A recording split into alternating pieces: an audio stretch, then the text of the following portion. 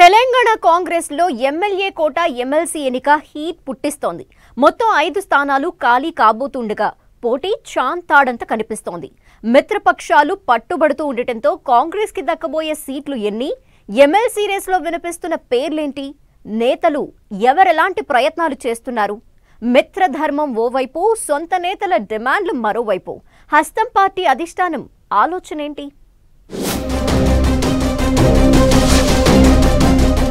తెలంగాణ శాసన మండలిలో 5 ఎమ్మెల్సీ స్థానాల భర్తీకి షెడ్యూల్ రిలీజ్ అయింది. ఖాళీ కాబోతున్న స్థానాల్లో అసెంబ్లీ సంఖ్యాబలపరంగా చూస్తే మిత్రపక్షాల మద్దతుతో కాంగ్రెస్ కు 4 స్థానాలు దక్కే అవకాశం ఉంది.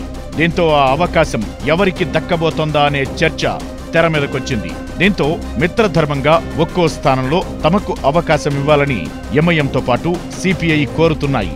అసెంబ్లీ ఎన్నికల సమయంలో సిపిఐకి ఎమ్మెల్సీ అవకాశం కల్పిస్తామని కాంగ్రెస్ హామీ ఇచ్చింది. ఆ విషయాన్ని ఇప్పుడు ఆ పార్టీ గుర్తు చేస్తోంది. ఇక అసెంబ్లీతో తమకు 7 సభ్యులున్నారని, దీంతో తమకు అవకాశం కావాలని ఎంఐఎం కూడా పట్టుబడుతోంది. ఓవరాల్ గా 1 మిత్రపక్షాలకు పోయినా కాంగ్రెస్ కు 3 స్థానాలు మాత్రమే దక్కే ఛాన్స్ ఉంది. దీంతో ఆ 3 ఎవరు అనేది ఇప్పుడు ఆసక్తి రేపుతోంది. ఆ స్థానాల కోసం భారీగానే పోటీ కనిపిస్తోంది.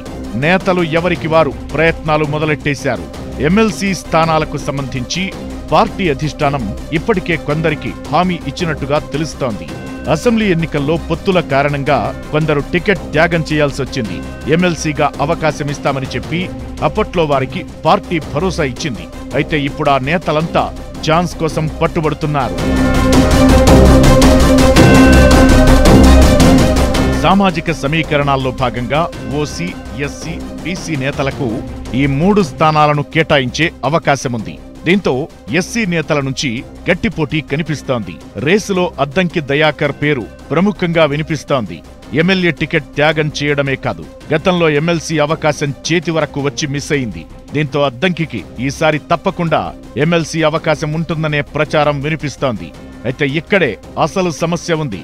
ఎస్సీ వర్గీకరణ పరిస్థితుల మధ్య అది అంత ఈజీ కాదన్నది మరికొందరి అభిప్రాయం. మాదిగలకు సరైన అవకాశాలు ఇవ్వలేదని ఇప్పటికే విమర్శలొస్తున్నాయి. దీంతో మాల సామాజిక వర్గానికి చెందిన అద్దంకికి అవకాశం ఇస్తారా లేదా అన్నది $1 మిలియన్ ప్రశ్నగా మారింది. అద్దంకితో పాటు మాదిగ సామాజిక వర్గం నుంచి మాజీ ఎమ్మెల్యే సంపత్, పంచాయతీరాజ్ సంఘటన చైర్మన్ రాచమల్ల సిద్ధేశ్వర్ పేర్లు కూడా పరిశీలనలో ఉన్నట్టు తెలుస్తోంది. ఈ 3 లక్కీ ఛాన్స్ దక్కేదెవరికన్నది $1 మిలియన్ ప్రశ్నగా మారిందిప్పుడు. ఇక మిగిలిన 2 స్థానాల్లో బీసీ, ఓసీ కోటాలో చాలా మంది సీనియర్లు పోటీ పడుతున్నారు. జీవన్ రెడ్డికి ఎమ్మెల్యే కోటాలో ఎమ్మెల్సీ ఇవ్వాలని పలువురు నేతలు పట్టుబడుతున్నట్లు సమాచారం. జగిత్యాలలో జీవన్ రెడ్డిపై గెలిచిన సంజయ్ కుమార్ కాంగ్రెస్ తీర్థం పుచ్చుకున్నారు. అయితే అప్పట్నుంచి గ్రౌండ్ లెవెల్ పరిస్థితులు మారిపోయాయి. సంజయ్, జీవన్ కేడర్ మధ్య పొసగడం లేదు.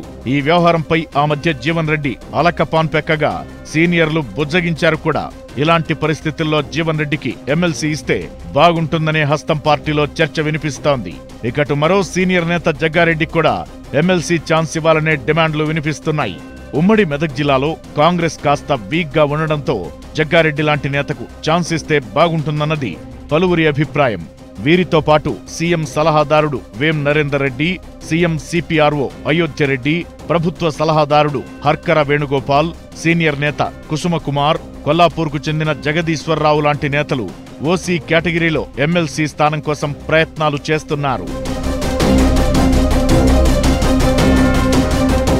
ఇకటు ఇప్పుడు తెలంగాణ రాజకీయమంతా బీసీల చుట్టే తిరుగుతోంది.